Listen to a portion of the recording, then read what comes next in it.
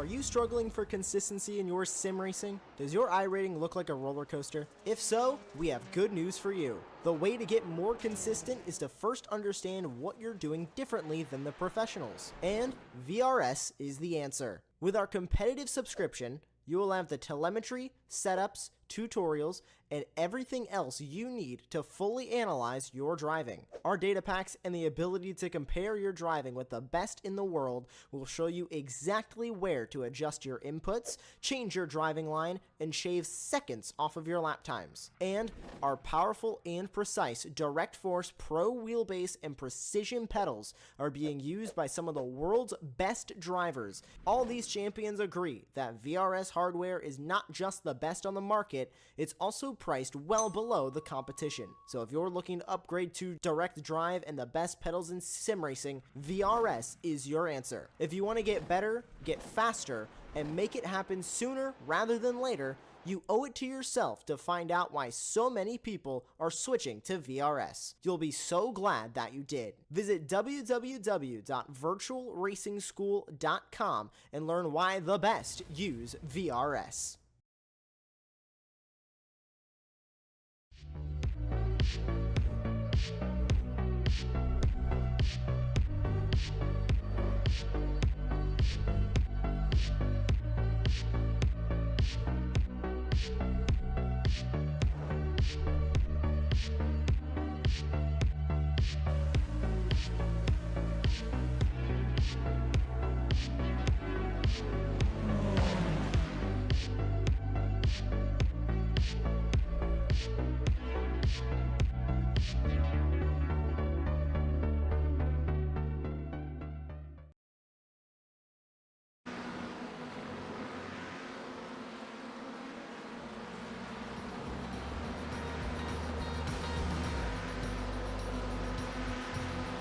Hello and welcome. It's that time of the weekend again, when the Weekend Warriors rolls into town here on Apex Racing TV, kicking things off as part of the doubleheader here on Super Sunday with the Formula Fords, one of the most iconic tracks in world motorsport, loved for its fast, wide, swooping curves, great overtaking opportunities. Whenever we visit here, in whatever category, it always invokes an epic race. I'm Tim Cox, got Charles Bashalu joining me very, very shortly. Josh Wilkie in the virtual production trailer are still with us. It's all the key action. But well, what a season it has been so far. With having a few issues that overlays my end, but yes, what can we say? I mean, it's been absolute cracking from start to finish, with absolutely everyone going. I mean, Spec 1, it's been epic racing. Spec 2, Spec 3, Spec 3 Masters.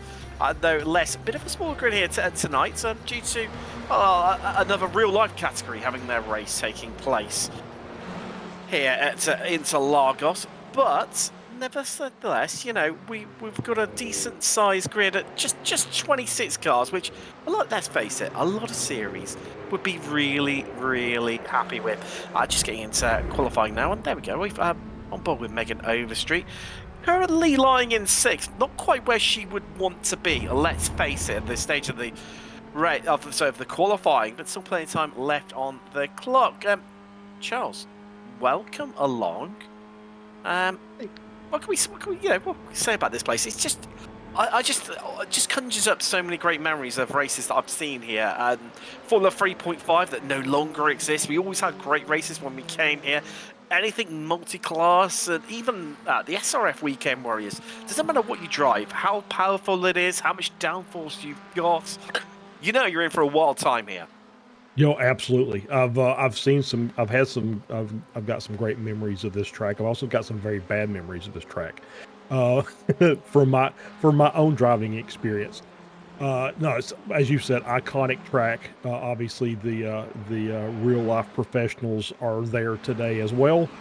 The difference between us and them is we won't have a red flag during the race, so we got that going for us. But yeah, it's a very flowy track, lots of elevation changes. We're at a high altitude, so that makes the cars perform a little differently. But it's fun to race. Once you get the hang of it, it's a really fun track to drive. And I'm really looking forward to seeing how these open wheel cars handle this. This is going to be a fantastic racing, I think. And you mentioned about, no red flags. Also, no rain at the moment, although rumour has it it's coming in the December build.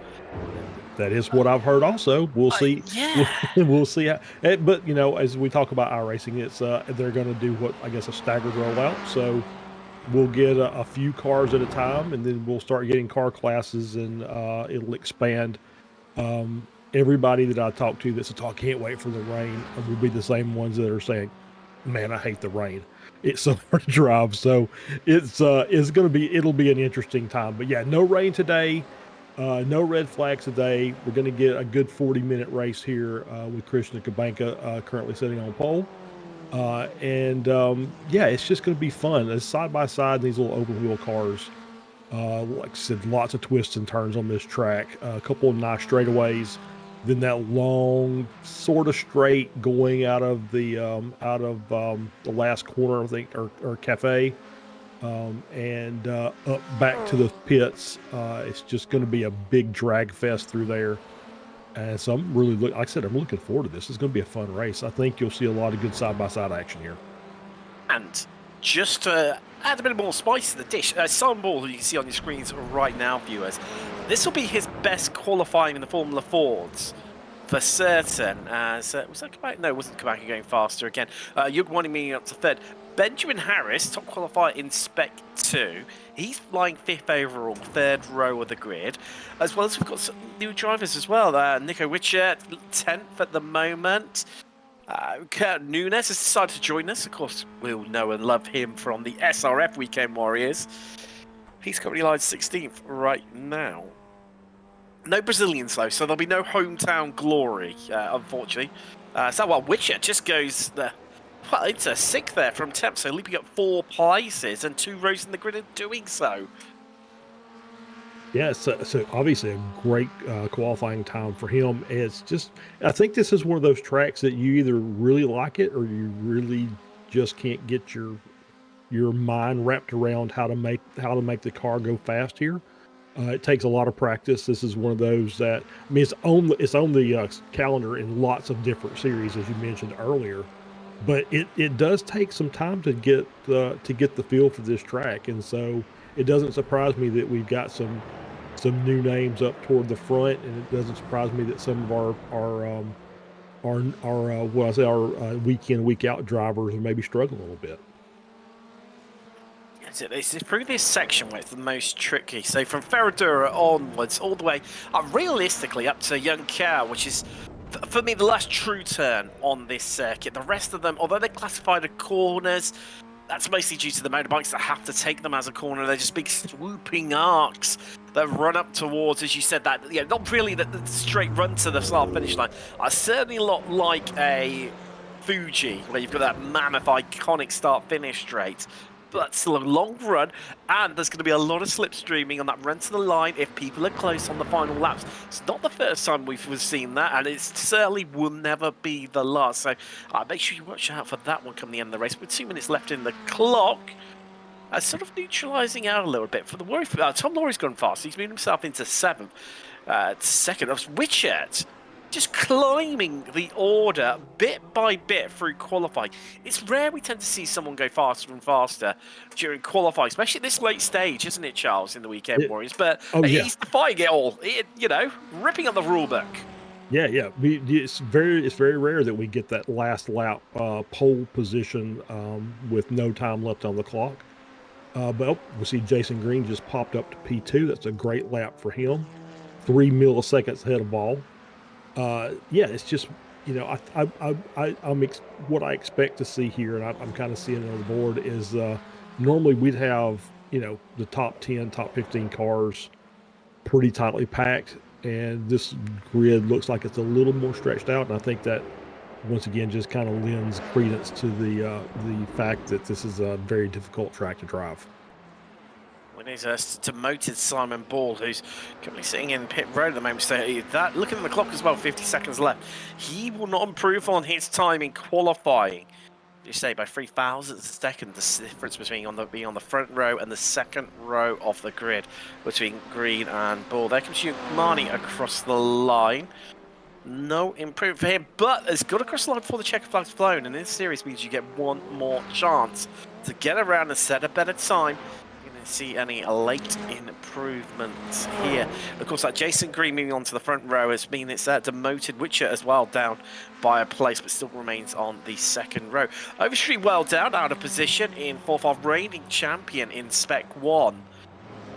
And who else? We're just having a bit of a look down through the list. Not really. Probably Philip Fernandez, you may argue, a little bit out of position right now. He's down in 23rd.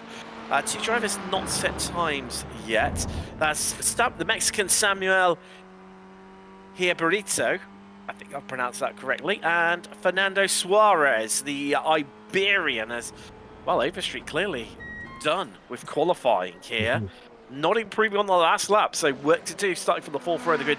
Things stand at the moment, but we've got Murakami, Coffey and Degassius behind her in the standings in qualifying, all in the pit, so they won't improve. It's realistically down to Michael McConnell to try and elevate himself and maybe inflict some more misery onto Overstreet and demote her further.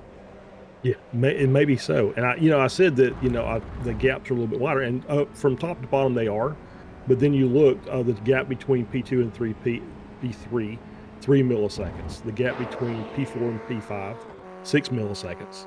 The gap between P7 and P8, 6 milliseconds. So there are some very tightly packed pairs in amongst all this grid. As Marnie across the line, no improvement from him there. He's going to start 5th.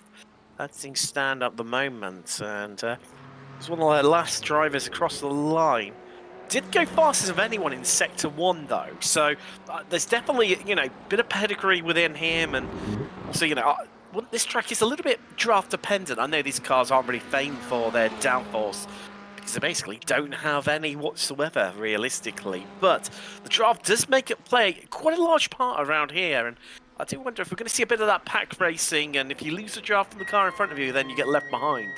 Yeah, it wouldn't surprise me to have a nice 6 to 8 car draft train up near the front of the grid, because you're right. It is there's a few nice straightaways here that you can just kind of get the tow from the car in front and help you increase your pace and your lap time and keep contact. So that's as long as you're keeping contact, you've got a chance. Yes, all within a shout. So we've got 15 seconds before we transition across into the race. 40 minutes of racing coming up for you. Of course, pit stops are required if you're brand new to us. Welcome along if you are. Equally welcome along if you're one of the regular viewers here at Apex Racing TV with the SRF and the Formula Ford Weekend Warriors. Of course, the SRFs coming up later on the channel. In around about an hour's time, we'll be live on them. But as we'll be through Red Bull Ring, I believe we are for those later on. But here we are. There you go. Thank you, Charles, confirming that. But let's run through the grid for this evening in the Formula Fords. There's Christian Kamanka on pole, with Jason Green joining him on the front row. Row 2 sees Simon Ball, his best qualifying in this series. Next to newcomer Nico Richard, astounding qualifying from him. Not seeing himself on the second row. Row 3 sees our top qualifier in Masters and top qualifier in Spec 2 in the form of York Marnie and Benjamin Harris.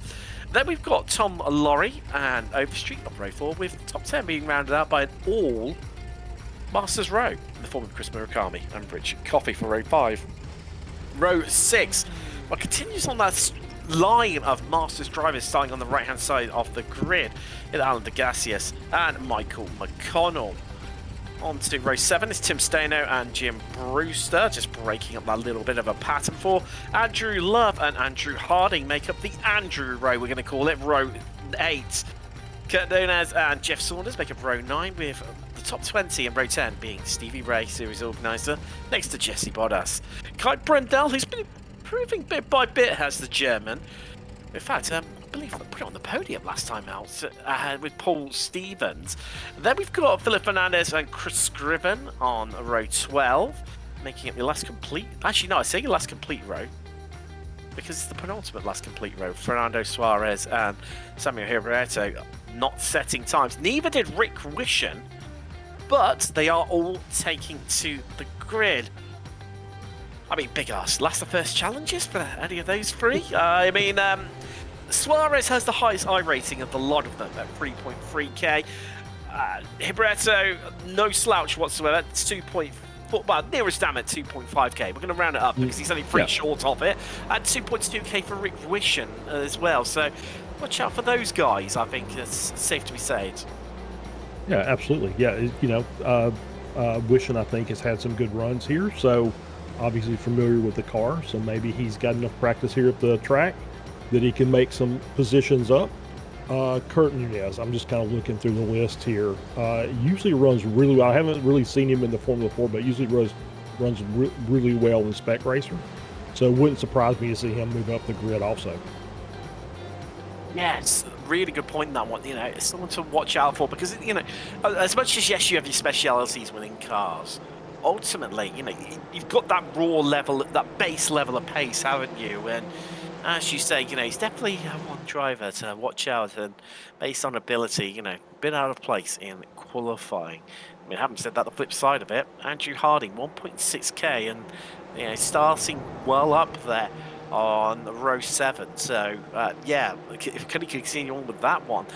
Many may argue punching above his weight based on, you know, the iRatings around him. You know, strong 2Ks, 3Ks even. I mean, Alan Degassi is nearest down at 4K.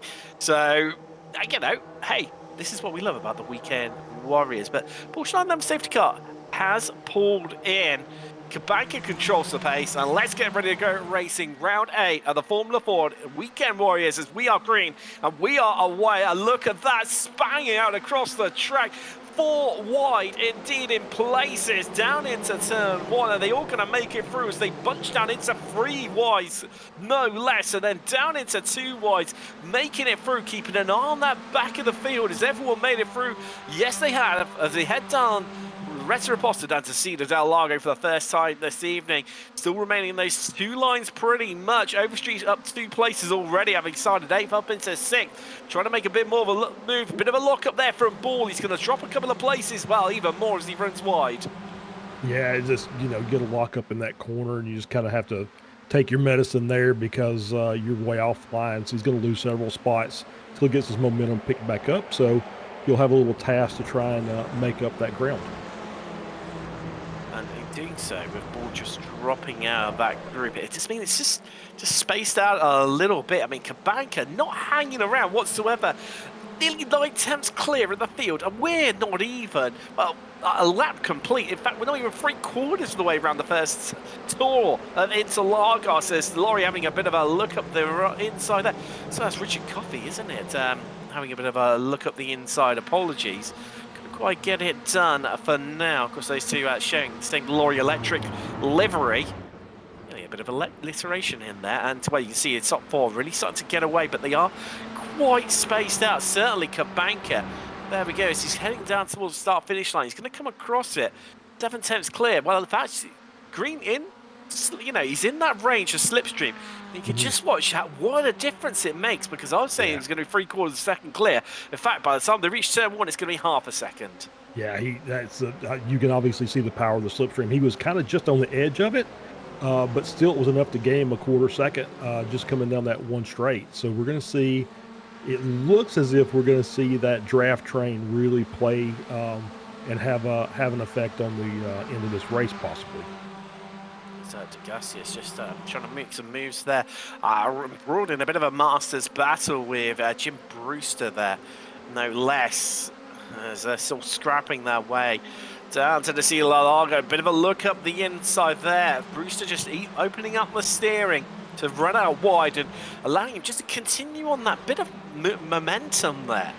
And it's McConnell in the 62, in fact, who was having a bit of a look up the inside, but has had to relinquish that and slot back in behind Brewster. As we're into lap 2 now, and And this is the trouble around here. We've seen it. Well, we've seen it in this series time and time again. The harder you battle, the more time you lose. Yeah, absolutely. Yeah, absolutely. You can't battle for more than a couple of corners. You end up losing a half second or more on the cars in front, and it just invites more people into it. And the next thing you know, you're doing what they did at the start of the race, and you're going 4 wide down the front straight, trying to hang on to your spot or pick up a spot. So yes, it's been a good start so far. Everybody got away cleanly. No incidents. So it's just one of those. We're just kind of feeling each other out here. Now we've got that gap between Cabanca and Green was at half a second when they hit the straight. Now it's down to 3/10. It's a little bit every lap, and I think that's why we're going to see battles like this 3 wide down the front straight for most of the race somewhere. Well, I thought they were going to make it 3 wide down into turn 1, but didn't quite do that. As Kurt Nunes there, just trying to bully his way through and just backed out of it, trying to play the numbers game. And Andrew Love, the perennial cork in the bottle. This is all over 14th, no less. Kurt Nunes, though, with that momentum around the outsides, they try to go 3 wide once again. The 4.27 of Tim Staino there, just elbowed out. And well, it's going to slot back in, but he's lost a place net from that. Yeah, maybe just two.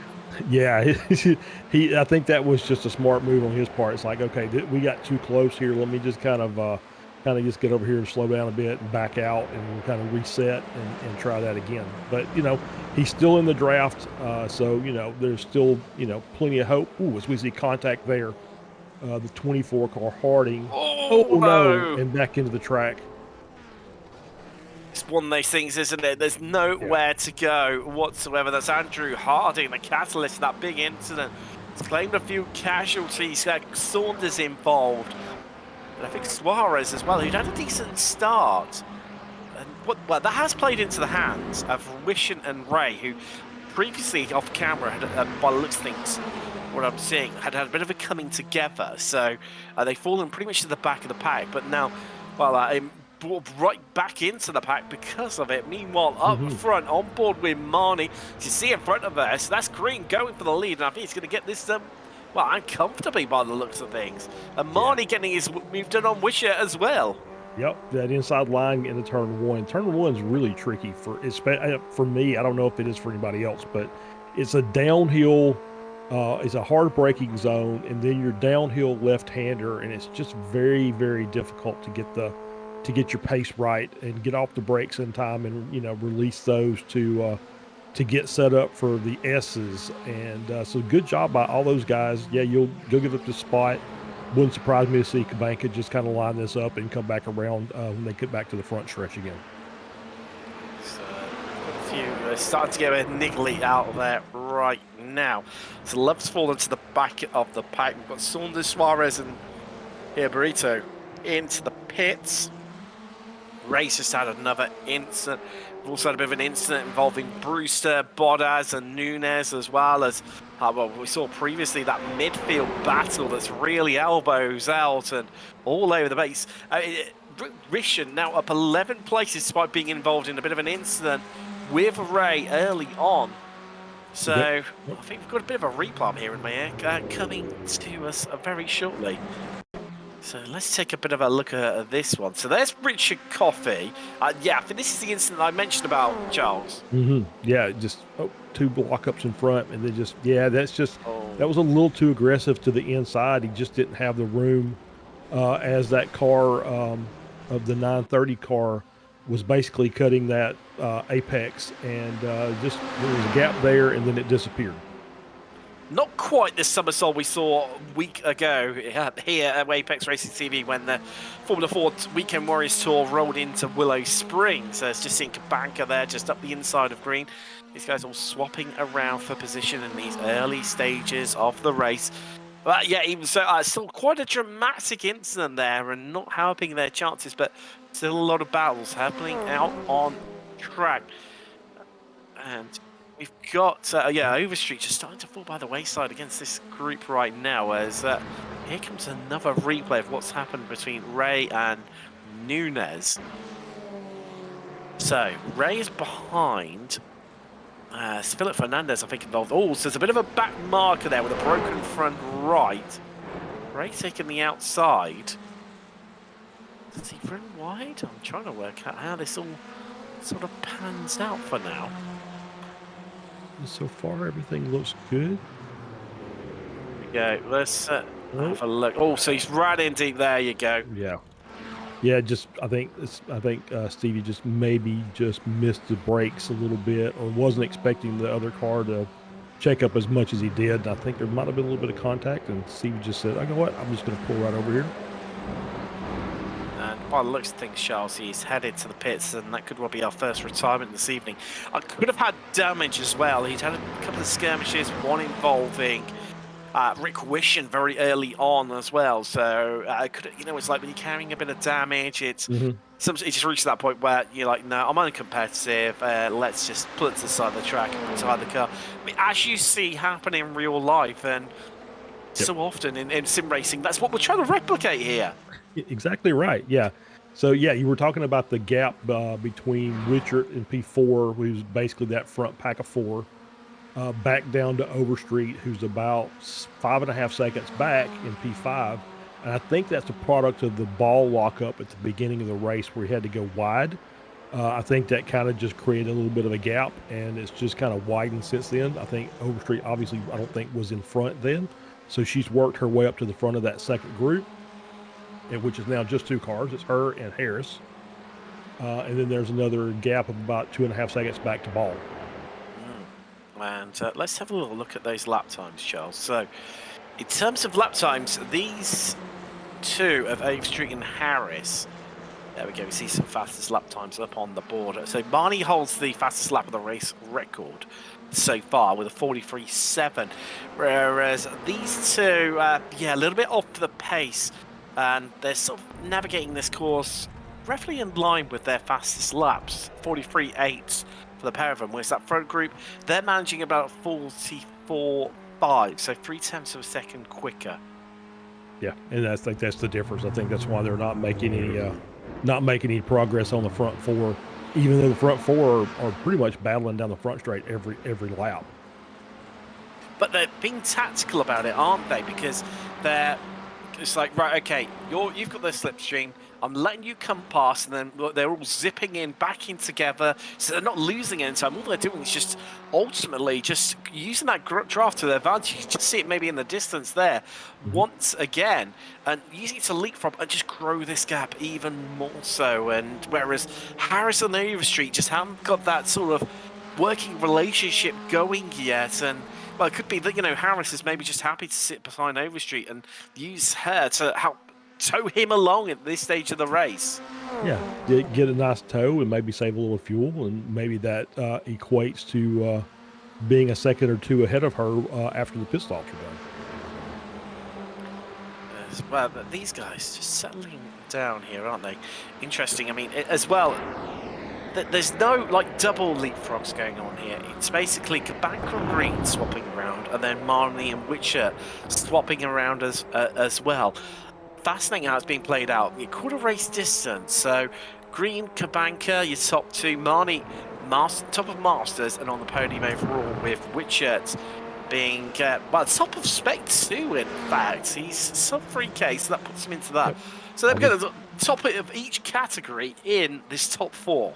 Yeah, I was thinking that also. I was looking through the list as we were getting ready to start. It's like, I think there's a couple of these numbers that are wrong based on their I-rating. So I think you're right. I think Richard is the leader in Spec 2 over Harris. Yeah, so it's going to be definitely interesting, isn't it? So yeah, how it progresses with the second stage of the race before the pit stops, and you see, if you look down from the helicopter once again, now Cabanca and Green just leapfrogging one another on the run down towards turn one and making it work, although Green just keeping his nose in a little bit this time compared to what he has done previously. And actually, Marnie saying thank you very much, that's going to slow you up, and I'm going to try and get it done right around the outside here. Yep, it's I think Green maybe kept in it a little too much if they were going to just swap, and left the door open for Monty. He's on the outside. He's got Witchert behind him. but Green able to hold on to the spot. And now Witcher comes around to the inside and takes P3 away from Monty. I've been sat here just thinking for the last minute or so, Charles. From a history of this series, and certainly the first time in this series, I'm sure we've got to have had it at some stage in the Spec Race Fords, but to have our top three made up of drivers from each class, so Spec 1, Spec 2, and Masters come the finish. But I can't think of any time it's happened in the Spec Race Fords. Certainly never happened in the Formula Fords. So we could be on for a first ever here today. But that'd be a feat. That, I mean, look at there's that slight error from, as you may call it, from Green. Just as allowed Kubanka to really open up that gap. Just wait, zip in straight away. And of course the lap. Excuse me, Kubanka, just to manage to walk away from these guys. Yeah, but I think, like I said, I think he's still in that 8/10 range, which means he's got the draft. So he's pulled the quarter second back coming down the front straight as we see Wichert go by, who had a really good run. He managed to get the draft off of a couple of cars and moved his way up into P2. So yeah, I think you're going to have to get a second to a second and a half ahead. And that's with these cars fighting in order for you to be able to kind of get away on your own. So as long as these guys, kind of stay in line for the most part, they should be able to make up any of that gap that Kubanka can generate going into this race. Just thinking, we've got our Stevie Ray, our perennial pit stop leader. First guy in is not in the race, so I'm wondering who's going to be the first one to drop. I mean, based on what we've seen so far, it's surely just holding on as long as possible, or just ensuring that when someone does come in that's around you, coming in with them. So you've got, someone to just, to slipstream with, because if you cut off by yourself, and even then, because I was just having a bit of a look, and I think, yes, Ball is actually catching Overstreet and Harris. So Ball in 7th, and he's doing that by himself. I mean, astounding pace in qualifying to put it on the second row of the grid up quite a while. Looked like the Brit was going to be on the front row of the grid before Jason Green just slapped in that late qualifying lap to demote him down to the second row. As meanwhile, just off camera, Witcher taking control of things here at Interlagos, going first as we're on board with Ball, and you can see how that gap has really, really diminished. And he's got it to, well, basically to slipstream range. So I reckon, certainly within 2 laps, maybe even the end of this lap, he may well be up onto the back of these. Well, as he eats 4 tenths out of them into the braking zone, into turn 1. Yeah, he's got that turn 1 braking zone to perfection. Yeah, he gained quite a bit of time through there, as we see, as you said, Wichert now taking the lead, Spectre driver leading the race. So obviously he's got some really good pace, and Ball does as well. We saw how he's able to close that gap to the cars in front. So it's he'll at least be able to challenge for that top 5. Now, whether they can get back up to the front still remains to be seen. Charles, you asked about who would be the first pit stopper. Paul Stevens has taken the honour with Ray being our first retirement. So that's on lap 9 there. He is into the pits. Well, 9 laps complete, on to lap 10. As I believe we're going to get a replay of exactly how Witcher managed to take the lead here into Lagos. Let's find out how he managed to do it. I'm going to guess it's... Oh, no. Yeah, it's going to be into turn 1, isn't it? Or does he even get it done beforehand? Yeah, it kind of looks like he just got a really good run out of the final corner. Gets a good run, able to make that pass and get him clear before they even get to the braking zone. Great job. It's weird because it's showing the power of the slipstream, this, because Kubanka holds, well, as he's just retaken the lead now, as we're seeing that replay. Kubanka holds the fastest sector 3. But to me, of anyone so far this race, but it looks like he seems to be quite weak coming out of there compared to everyone else. I think that's really just showcasing the power of the slipstream here in Interlagos, because yeah, he's coming out of there, you know, not exactly slowly, and like I said, holds that fastest sector free of anyone so far, but it's getting past come turn 1, and this is really just, you know, it's marinating away for what potentially, if this lot could keep together post the pit stops, Yeah, well, it's going to be a great finish. Yeah, it's going to be a great finish, I think so. To add another fact to that, the on the lap that Witcher moved into P1, he set the fastest lap of the race as a 1:43.25, which is, I mean, it's obviously the fastest, but it's like the fastest by a half second.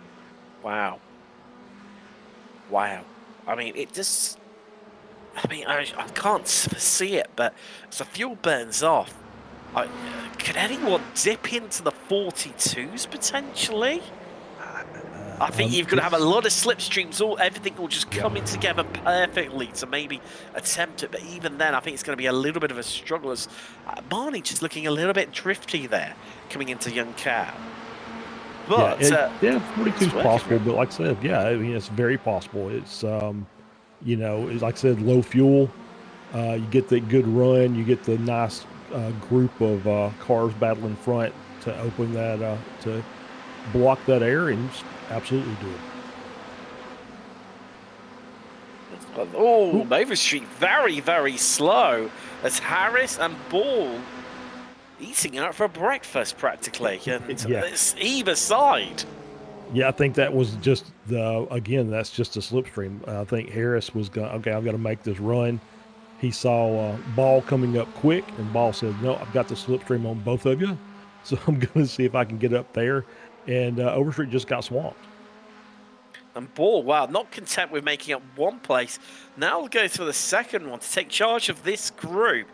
I think realistically, this is what needs to happen for this group if they want to stand any chance of trying to catch that group ahead of them. But at the half race distance, we just literally just click over to it. They are 9 seconds behind our leader, 8 seconds behind Marnie in 4th. Oh boy, that is one tall order, and I think they're going to need a bit of pit strategy. I mean, Ball is clearly not fuel saving. That is for certain. Yeah, definitely not. But I mean, you know, I mean, it's never say never. I think is what I'm trying to ascertain here. Yeah, it's not going to one of them. No, that's what I was going to say.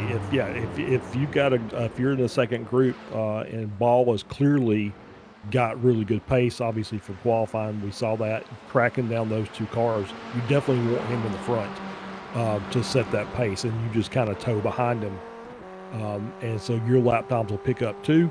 And hopefully they can make up that, you know, maybe they can make up the gap. I don't, you know, who knows? We'll see. We still got half a race left, but 9 seconds seems like a tall order. So, well, into the second half, Kabanka leads from Witcher, who's top of Spec 2. Green third overall, Barney a leader in Masters 4th. Then Ball, who's now into 5th, leader, well, sorry, last car on the podium in Spec 1, Harris second in Spec 2.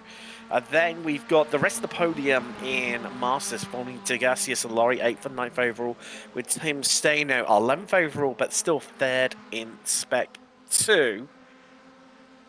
Rick Wishon, highest climber, up 11 places into 16th, Charles. Sorry, I cut you off there. Yeah, no, that's okay. No, Wishon obviously, you know, had the early contact with Stevie Ray, but has managed to miss the rest of them. So he's done a really good job. We see Scriven coming into the pits. Now, I was just going back and looking at Ball's lap times. He is obviously, that lap where he passed Harris and Overstreet, he picked up 0.3 on his lap time from the lap previous, but he's still a couple of tenths slower than that front four. I think a lot of that still, you know, like we spoke about earlier, isn't it, where those top four, although they've calmed down with the interchanging of positions, they are working together nonetheless, and you know, setting a relentless pace. Silly hands of Kabanka and Richard now joining that, and even Green when he was in with that fight too, when he was sitting in second. So a lot of working together. Oh, that's interesting line then from Witcher. Into the pits maybe, yes. Yep. Peels He is off, and nobody has by come with himself. him. Yeah, that's not good. So hopefully he'll get some clean air and can run some fast laps because I agree with you. You know, the best situation is you've got a teammate out there somewhere who can come into the pits at the same time, and you can work together to get back up to speed. That would be the ideal solution. But with Witcher, fairly new to the series, that he's just soloing it, and we'll see how we'll see how it works out as Murakami is also coming to the pits. I do have to wonder, maybe, for that I was surprised to somebody that maybe Marnie didn't gamble. A common Witcher who heads out of pit road, a very aggressive style. That's someone who is not hanging around whatsoever. Where's he going to come out though? Well done the order, but that's due to everyone pretty much not pitting so far inside our top 12. So he comes out into 13th, but does have Bodos only just in front of him. He's got. There are cars, they're all evenly spaced out at about 2 seconds between each, 2 or 3 seconds between each of them. But, if he catches them on the right time, it's going to be ideal for leapfrogging them and, trying to continue that momentum and that slipstream pace that he's had so far. So, really, really intrigued still of how that one's going to pan out across this race, whether the big undercut is going to work for him, but I'm dubious still as to whether it will actually come good for him.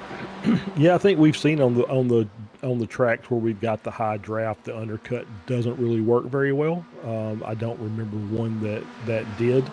No. So yeah, I think he's already got by Bodas, but now there's a 4-second gap up to McConnell. So that's a tough hill to climb. As they drop down the hill, in fact, towards Yunkao, literally, rather than your metaphorically uphill climb they've got, as you say, to catch Michael McConnell there. He is in 11th, not the round that I think he was certainly hoping for, sort of languishing down. As Tom Laurie into the pits from 8th. So that's going to be that's another place gained, and a bit of a puff of smoke there. Oh, a bit of a puff of smoke into turn 1 as well from a lockup from someone. Well, and Bottas into the pits too. Richard, he's eating time out of them. It's turn 1. He's got it down to an absolute T, the Senna Resses, hasn't he? Because he just gains so much time over anyone he comes up against that, around that sector of the track. Yeah, he is, like I said, he's got turn 1 just absolutely properly handled, and so that is helping him. It's just I still just wonder. You've got those 3 cars up front, and they're still just no, I'd say nose to tail, but they're not really fighting each other. They're just running their laps. So maybe it works out. But like I said, I'm still a little skeptical. I'm going to add more skepticism to your cause here, Charles. So his stationary time was 24.8 seconds at his pit stop. Now, looking at people who stopped around his lap, so which is looking at Laurie, Murakami, and Bottas, they were stationary for 17, 16, and 23 seconds, respectively. So I would say that those first 2 of Laurie and Murakami are more benchmark times. So, being in that, he's lost 7 seconds net to that lead, which I think, realistically, that then puts him well into that fight with Ball, Harris, and Overstreet. Oh yes, definitely. Yeah, that is a long stop. I would absolutely agree with that. So yeah, that will put him square in the sights of that second group for sure. However, on board with Marnie at the moment, our lead trio are coming up on a bit of traffic. That's Jim Brewster, who you can see in the red livery of the 933 machine, just ahead of us. This is a part of the track where you do not want to catch someone and get stuck behind them, because there is well, you can pass them by going around the outside, as Brewster makes it very comfortable for them in the end. But go ahead. It's I think you can even pretty much just leave it at that. You are going to lose some time from it. Who's going to be the next one they're going to catch? It's Philip Fernandez, who's a bit further up the road. But again, based on their lap times, I think they're going to catch them. My crystal ball's telling me. around about the same part of the track as Wishing into the pits.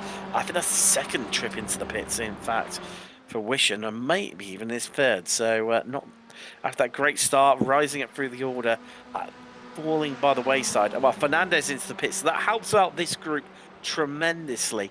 Next on the list is going to be Chris Scriven, who is a bit further down through the field. Might be able to see him just in the distance, maybe. So he's just coming out of pit road. Just nice and easy there. Also, yeah, I think Scriven had already pitted. Is that right? Yeah. So he had already pitted. So yeah. Apologies. So he's down a little bit. Yeah, it's Wishing who I was looking at. I saw coming on the exit of pit road. So actually, maybe this is going to turn out to be a little bit treacherous from there. There's Nico Richard, who's up into the top 10 now, Charles. So now he's got up and running. Let's have a little look at his lap time. So last time around, a 44.3, whereas our lead trio, 43.8 for Kabanka and Green. Marnie, a 43.7. So he's, well, a good half second down on them. So, yeah, I think that's him out of the fight and losing out on our chances for, well, Spec 1, Spec 2 and Masters overall podium. I think it's gone out of the water now. Yeah, I think you may be right. Which is sad because he's having such a good run. Obviously, he's got good pace here, and just maybe being a little new to the series and just didn't have his fuel set properly. So he was in there a little bit longer than he needed to be. Might explain some of the pace he was experiencing. I'm not too sure. I mean, by having said that in qualifying, I had electric pace in there and everyone's running very similar fuel levels as there comes Kabanka by himself. So, right, we're now going to get the true benchmark as what's happening or going to happen in terms of the overall race results for Witcher as Ball, Overstreet and Harris all pit together. That's crucial in terms of that fight for the best of the rest spots. Yeah, I think that was smart. I think Ball came in, and I think Overstreet and Harris said, "You know what? We're coming in too. So let's all stay together." That's obviously the best situation for the three cars. So we'll see who ends up coming out of this lot first, based on their pit stop times here. Smack on the half-hour mark. Well, I'd say Overstreet's. Well, she got the jump on all of them. Look at that. Ball gets going into second. And, well, Harris left floundering in comparison to the three of them. So let's have a look at pit stop times for all of them. So it was, in fact, yeah, look, Witcher. Yes, it is. He's going to be close on this one. He's going to slot in front of Harris. So, yes, it has demoted him down into this best of the rest group. So ultimately, it's looking like fourth is going to be the best potential finish for him. Kabanka has come back out into third, Charles, having been stationary for 16 seconds. So that seems to be around about the pit stop, time to go for. But having said that, 14.4 seconds for Overstreet, so a very, very quick stop for her, and a 15.2 for Ball. Yeah, my guess is Overstreet did a little saving. And also, I think these two are coming in together. Let's see if it's this lap. It's going to be this lap or next one. Yeah, here they come now. So, see Green and Monty coming in at the same time. So they'll be able to work together once they get back out on the track. Monty's the interesting one for me, though, Charles, because he's never led the race so far. No, he's been hanging around in the back for most of the time. So he's maybe not necessarily. Oh, wow. And he missed his box. I think that may have blown it for him. So the only car that still hasn't pitted yet is Stano. Surely he's going to be in this lap. Yeah, you would think so. I mean, we're at the 32-minute mark. I don't think they could go much longer than that. Yep, he's in now. Oh, no. Marnie's still stationary, Charles. Well, he's heading just out now, but a slow stop for him, 21.2. Plus overshooting his box, so I do wonder if that's going to bring him, I think it may well do, right into that best of the rest fight. Yep, add another car to that group, remove them from the front. So it's Green and Kabanka, and there's actually a really big gap between them. As I was sitting here looking at it, 4 seconds. I mean, you look at the pit times. Green with a 12.1, which we normally see. He normally is one of the quicker guys in the pits. Still, Charles, that's dramatically different, exponentially different to anyone else. It's 4 seconds less than anyone. We know he's the master of fuel saving and strategy, but as Richard loses a place and that ball up into fourth, I do wonder whether we've seen it before where he's taken that shorter stop and he's tried to fuel save it out, and actually it's ended up costing him and hurt him badly, where he's had to fuel save so much. I mean, maybe maybe it's just a bit nip and tuck and on terms of laps, and he's thinking, right, if I can get to the front, I can control this, make it go 1 lap less than what it should do, and that puts me in a good position for finishing first. That is possible. Yeah, and we've seen it. It's worked. He's been successful with that strategy and unsuccessful. I think, as a matter of fact, I think he last week was a little bit short. So we end up having to lift a lot. It cost him several positions on track. So yeah, so he's playing that strategy game again, and yeah, you're right. If he can get out front, control the pace, he can get that. So we don't have maybe an extra lap here, or he can get out. Oh, as we see contact there with Witcher and Ball. That's them out of the equation. That's going to leave Overstreet and Harris to carry on. Oh, that's going for Ball. What not. Yes, he is British, and I know I've got a soft spot for him because of that. I know before anyone starts, but that is and it's crabbing. Oh, that's him gone. Yep. Well, no, yeah. So he puts it in the wall. Yeah, both those guys had a really great qualifying run, and we're doing pretty well in the race as well. And just looks like we got a little contact here. So they're coming down in turn 1. And we all know what Ball is capable of in turn 1. Well, equally Richard as well. Was it a bit of net code? Maybe it would look like wheel contact, but it definitely could have been net code. But yeah, and now we've got the car, as you can see, the 30 degrees on the steering wheel, trying to drive straight, which is never what you want. No, it's most certainly not.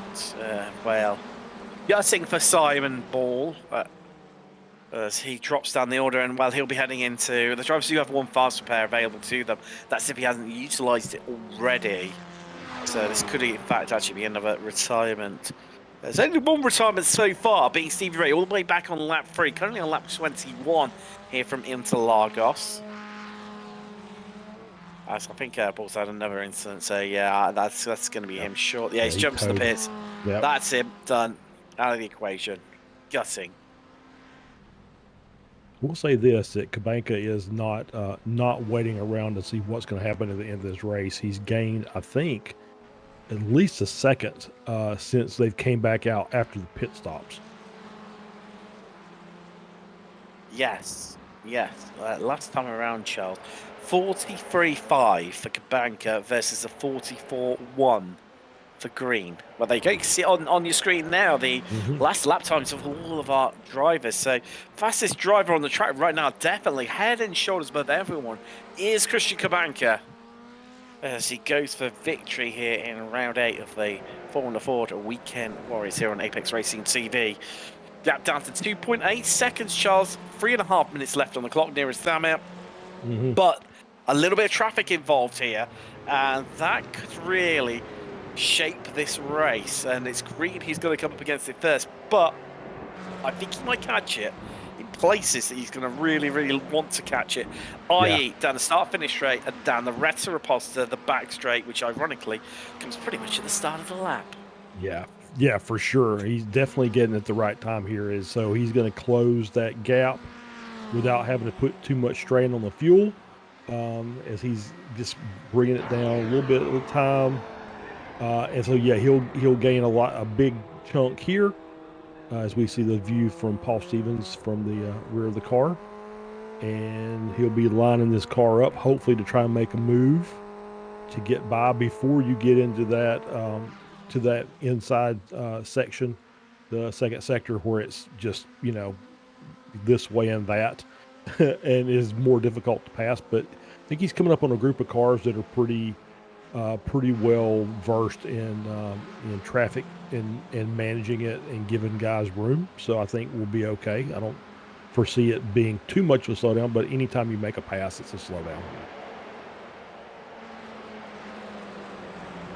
Now, let's have a bit of a workout here as to how many more laps we've got. So we're currently lapping what in the 1 3/4 seconds area. I think it's. I think it's white flag next lap. I think.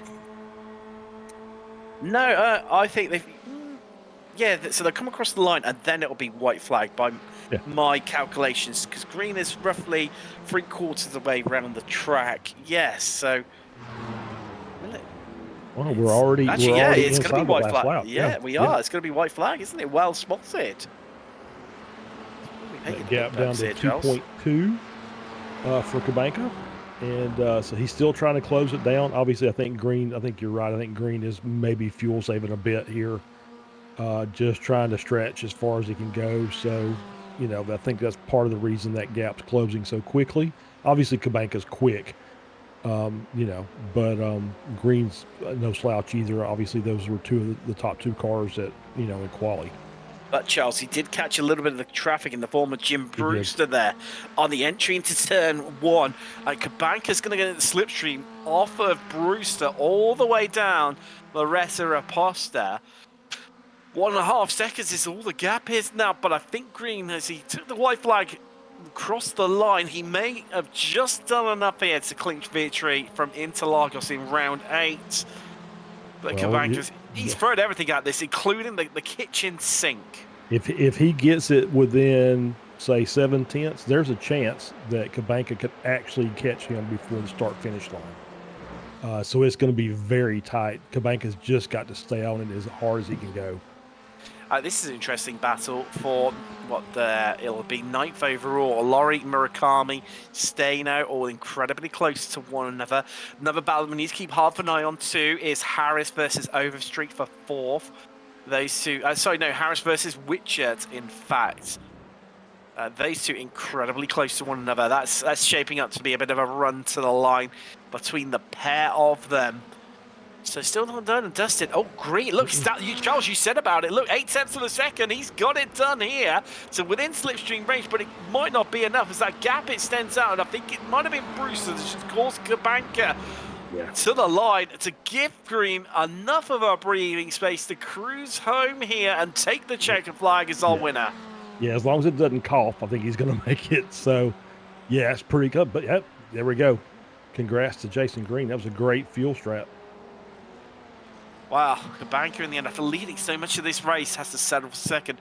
Marnie again, 3rd overall, your winner in Masters. In fact, I think that is like the third. No, it's the 3rd time he's managed it this season, and it's the 5th time that the Masters category as a title have managed it. Witcher just fending off Harris there, 0.07 of a second at the line. Next one is the Lori Murakami battle. There comes Degasius. Lori Murakami and Staino. This is going to be close because they are much, much closer. Lori, and we're going to go 3-1 across the line. Who gets it? Well, Murakami, I think, just about got ahead of Staino and couldn't quite catch Lori. Wow, a 10th between Lori and Murakami and 400ths between Murakami and Staino. Yeah, that was tight right there for sure. And that was just off the podium for the Masters for Lori and Murakami. But I think that's a P3 for Staino. In Spec 2? It is indeed. And that Witcher Harris battle was, in fact, for the win overall in Spec 2. So, wow, close finishes, that is for sure. This is your next one up. Saunders ahead of Wishin, 4 attempts. Separating those two, but I think Saunders is going to be okay for this one as much as yet. There you go, across the line as much as Wishin was catching. That one, however, with a blink, and I think maybe even a bit of a cough across the line there for Harding. Yes, Suarez beats him by 0.06 of a second. Oh, yeah. Fernandez running, I think he's out of fuel, but in the end, comfortable over Kurt Nunes. Yeah, so, Wishin had a struggle here and there, but still ended up 10 spots up. So it was a good recovery from him after that early incident. which put him pretty much at the back of the field. I think he was he was not last but two, I think. The start of the race, a great bit of redemption for him. So let's take a little look at the free play of. We're going to get some of the runs to the line here and now. As well, obviously she was comfortable for fourth. There we go. So this is Murakami. As close as you like. Close as you like, but I mean, well, would we expect anything different from the Weekend Warriors, Charles? Absolutely not. No. Yeah. Even our producer Josh said no before you even had chance to. He's not been around too long, but he's learned already just how close things get here in this series. Let's take a little look at the results before we get stuck into some interviews. And I think everyone is across the line. Should hopefully be able to bring you those. There we go. Jason Green, your winner by just under a second over Christian Kabanka, gutting for him after leading most of the race. Yulmani third overall, your winner in Masters, Overstreet onto the podium in Spec 1, despite finishing fourth. Then that close battle to the line, which finished 700ths of a second apart for your win in Spec 2, which beating Harris. 5th and 6th overall for those. Then it's 2nd and 3rd in completing the podium in Masters for Tagasius and Richard Coffey. Lorio Murakami running out your top 10. Stano 3rd in Spec 2. 11th overall then is McConnell, Love, Bodas, Brendel, Saunders, Wishen, who we said up 10 places in the end. Bernardo Suarez, good debut for him. Harding, Fernandez ran out your top 20. Kurt Nunes, 21st, last driver on the lead lap. 1 lap down with Brewster. Disappointing for him. Stevens, Scriven, and Hibretto. Then Ball, first retirement, finishing 3 laps down, retiring the car on lap 20. And Stevie Ray retiring the car back on lap 3. Let's have a bit of chat to some of our drivers. First up, our race winner, and yet again, fuel strategy expert extraordinaire. We've run out of superlatives for this guy when it comes to the strats. Jason Green joins us. Again, I mean, I looked at it, 12 seconds stationary, 4 seconds less than anyone else. And how do you pull that one off? How? Well, it's pretty much the carbon copy of what I did last season, to be honest. I was battling with Christian up ahead. Then once Nico got past, I was like, okay, we're not going to lose him. So, yeah, I just sat back. Kind of a boring first half of the race, but managed to save just enough fuel to go the extra lap. And then, yeah, just nailed the pit stop so that I could run out of fuel. I think I started sputtering right at the line. So yeah, I was a little concerned when the gap was 4 seconds when it came out. Because, like, did I underfuel again 2nd week in a row? But it turned out to be perfect. It did indeed, and just coming on to those last lap, certainly last couple of laps, started encroaching a bit of traffic. Did that worry you a little bit of where you're going to catch them? Because I think it was Jim Brewster, you caught him around sort of the tight and technical sort of midfield part of the circuit. Did that concern you at all, or do you think, do you know what, I think I've got this in hand? Oh, no, I was definitely concerned, especially when I first kind of came up on them. They were all battling really hard. So I was just like, okay, guys, you can battle, just nobody spin, please. So it ended up working out, though. Everybody was pretty good about not costing too much time, letting me past. Well, Jason, congratulations for the win here today at Interlagos, and good luck later on at Red Bull Ring in the Surfs. Yeah, that one will be interesting for sure. I'll need all the luck I can get. Thanks, guys. Oh, definitely. We can all agree on that one. Charles, no questions asked on who you're going to have. You've managed to wrangle for a chat. Well, it's our Masters class winner, P3 overall. Jorg, congratulations. Thank you, and good evening, guys. Good evening to you. So we noticed that at the start of the race, looked like Ball may have locked up, I think, into turn 4, and kind of separated the front 4 from the rest of the group. And so from that point on, it just seemed like it was let's see where we're going to draft, and we'll lay the strategy out for the final half of the race. Yeah, that explains it pretty much, actually. And I did, for the first time in my iRacing career, I did something I never do. I even saved fuel behind Jason. Well, see, there you go. That's what I was going to say. Was it didn't look like you were in any real big hurry to get to the front. No, I wasn't, because I knew I had the pace on Interlagos, and but I messed up the pit stop again, as usual. And but this time it wasn't my fault. The gear just went to neutral and not in first gear, and it stayed there for about 4 to 5 seconds. Yeah. Well, I mean, it still kind of worked out in the end for you. It wasn't a close battle at the end of the race, but you still managed to get that overall podium and win the class. Yeah, I'm pretty happy. Let's see how it goes in the SRF. I don't really like this track, but let's see. All right. Well, we'll see you in a few minutes. Congratulations, Jordan. Thanks a lot, guys. Good evening. Right. Bye-bye. Bye. And last up, wow, Christian Kabanka joins us now. Christian, gutting, really. He led so much of the race, but in the end, Jason Green's fuel strategy just got one up on you. But you gave it a good old shot, didn't you, come the end of the race? Yeah, I was a little bit gutted, but I know what Jason's known for, so I'm not really surprised. I was just praying for one more lap, to be honest. It was we were trying to work it out. It was close, and someone brought to a head your dominance of what's been, you've won the last 2 previous rounds. I mean, Okayama in a week's time. How do you find seeing your chances there? I like Okayama, and since the straights aren't very long, so Jason won't be able to fuel save, so I think maybe my chances would be a bit better there. Well, good luck for you then, Christian. We're going to see you later on in the serves. Yeah, yes, sir. I'll be there. I don't know if I'll be as competitive, but I'll give it my best shot. Definitely. Well, good luck for that one, Christian, and we'll see you in a week's time at Okayama. But that is all we've got time for here today for the Formula Fords as we reach the halfway point. The Weekend Warriors double header.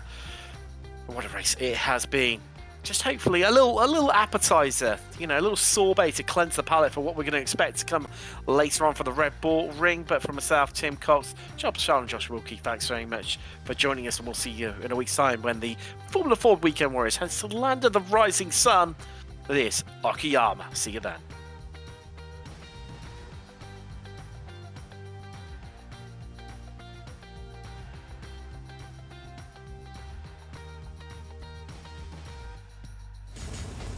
Are you struggling for consistency in your sim racing? Does your iRating look like a roller coaster? If so, we have good news for you. The way to get more consistent is to first understand what you're doing differently than the professionals. And VRS is the answer. With our competitive subscription, you will have the telemetry, setups, tutorials, and everything else you need to fully analyze your driving. Our data packs and the ability to compare your driving with the best in the world will show you exactly where to adjust your inputs, change your driving line, and shave seconds off of your lap times. And our powerful and precise Direct Force Pro wheelbase and precision pedals are being used by some of the world's best drivers. All these champions agree that VRS hardware is not just the best on the market, it's also priced well below the competition. So if you're looking to upgrade to direct drive and the best pedals in sim racing, VRS is your answer. If you want to get better, get faster,